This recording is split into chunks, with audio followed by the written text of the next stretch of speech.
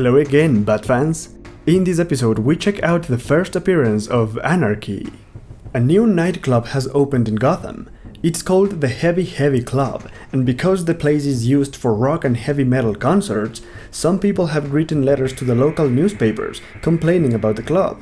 One night, Batman drops by the place and finds out that one of the rock stars is also a drug dealer. When he goes to stop them, Batman manages to capture most of the criminals, but the leader of the band escapes through the back door. However, he is stopped by a mysterious man, dressed in a red outfit and wearing a golden mask. This is Anarky, and he has read the complaints about the club in the newspapers. He has come to set things right, and after learning that the rockstar is dealing drugs to his fans, Anarky shocks him with his electric staff. By the time Batman and the police find the rockstar, the man is unconscious in the back alley with a complaining note from the newspapers attached to him. Using the information from the note, Batman goes to the address of the person who wrote the letter. When he arrives to the place, Batman is shocked to see that the person who wrote the letter is a frail old woman, and of course, she is not responsible for the attack. Without any more clues to find the attacker, Batman goes back to the streets knowing that there's another vigilante in Gotham. Indeed, Anarky is not done yet, and using another complaint letter from the newspapers, he goes to a chemical plant and breaks into the building. Anarky read a letter about how this chemical plant was contaminating the river with their toxic waste, and in order to send a message, he grabs some of that waste and takes it to the office of the owner of the company. Anarky attacks the man with his staff, and he gets ready to send his message. The night goes by and Batman couldn't find any clue that would lead him to the mysterious vigilante. Batman gets back to Wayne Manor just in time for breakfast, but somewhere else in Gotham, the Machin family is also having breakfast. The youngest son, Lonnie, has just arrived from delivering the newspapers, but his father is taking too long to get ready, as he had a rough night. The news about Anarky are all over the TV, and they broadcast the message from Anarky. The mysterious vigilante tortures the owner of the chemical company, poisoning him with the toxic waste from his chemical plant. Anarky wants Gotham to know that as long as he is in the city, the voice of the people will be heard, and that he is going to punish all who deserve to be punished. Alfred notices how similar Batman and Anarky are, but Bruce tells him that they are not so similar. Bruce knows that Anarky is using the newspapers to find victims, and he goes to read the letters to get ahead of his enemy. Later that day, Bruce notices how the people of Cardboard City have been removed, and their former living area is turned into a massive construction site for a future bank. As much as he doesn't like it, there's nothing much he can do about it. Meanwhile, Michael Machin is checking out some computer files about Batman and Anarky, and he begins to worry for what's about to happen next. That night, Commissioner Gordon calls Batman to discuss the possibility of stopping Anarky. Thanks to the newspaper letters, they both know the places where Anarky could strike. They have considered two options and they decide to split. The police will take one place and Batman will go for the other. However, time passes and Anarky doesn't show up in neither of those places. Instead, Anarky has gone to the place where they are building a new bank, and he helps the homeless who were removed by vandalizing and destroying the construction site. Batman notices the disturbance from the distance and he goes to the place to stop Anarky. Batman arrives and tackles Anarky, but he is confused as the enemy is not as heavy as he should be. Batman takes off Anarky's mask and is shocked to see a blank dummy face. Anarky uses his electric staff to shock Batman, and the homeless take the opportunity to attack the Dark Knight. Anarky takes the chance to escape from the place, but Batman starts chasing him after dealing with the homeless. Batman follows Anarky into the Gotham Insurance Company building, all the way to the offices of Michael Machin. Michael is in shock and he confesses that he is Anarky. However, Batman doesn't believe him, and he opens the closet door to find Lonnie Machin hiding inside. Lonnie breaks down and falls asleep, and after making sure that the kid is going to be fine, Batman interrogates his father.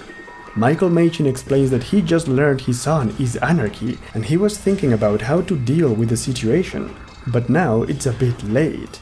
However, Lonnie is not asleep or unconscious. He is just faking it, and while Batman is not looking, he uses his spray paint on the Dark Knight. In the aftermath, Batman explains the situation to Commissioner Gordon. He tells him that Lonnie Machin is a very smart student, and Batman actually admires the young boy, even if he doesn't share his methods. Batman leaps off the building and Commissioner Gordon is shocked to see the symbol of Anarky in Batman's cape. That was Anarky's first appearance. This two-part story takes place in Detective Comics and it was written by Alan Grant with art by Norm Breyfogle, also known as one of the best Batman creative teams ever. They are best known for introducing a bunch of new enemies to the Batman mythos. They had already created the Ventriloquist, the Ratcatcher, Cornelius Stirk, and now it was time for a new enemy.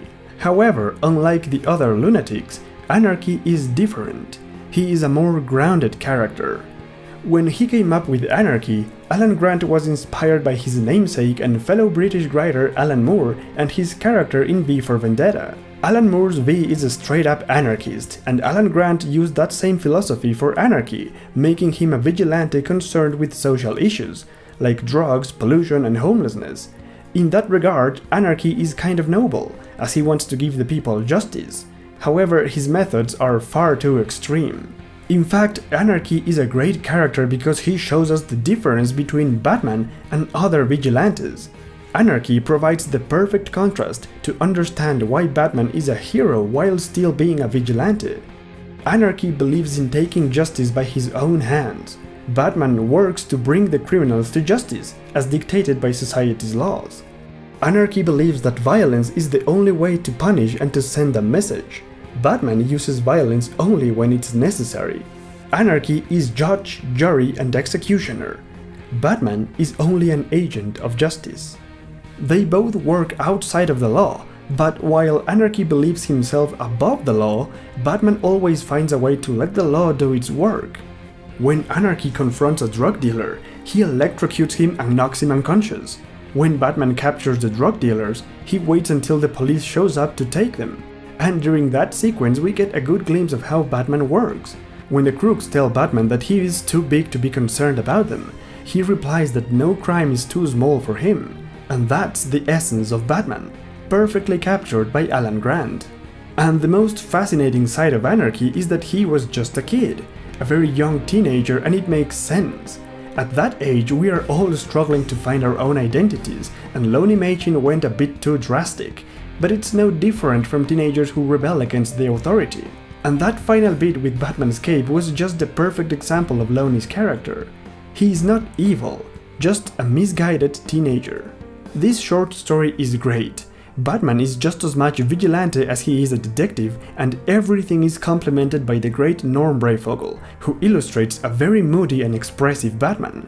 Thanks to Norm, there's even space for a little bit of comedy in the art. Now, something interesting is that in the final page of the story, Gordon is about to ask Batman something about Lonnie, but Batman stops him. And the only visual clue we get is the image of Robin forming in the smoke of Gordon's pipe. In later interviews, Alan Grant and Norm Breyfogle explain how they thought about making Lonnie Machin the new Robin. They actually thought he was a good enough candidate to become the next Robin. And I gotta be honest, that sounds really interesting. However, editor Dennis O'Neil had other plans in mind. Dennis O'Neil and his team in Batman were ready to introduce the character who would become the new Robin. But before doing that, they decided to retell the origin story of the first Robin. And that's what we are going to check out in the next episode. So if you don't want to miss that, subscribe now and come back for Batman Year 3. Until then, Godspeed, my friends.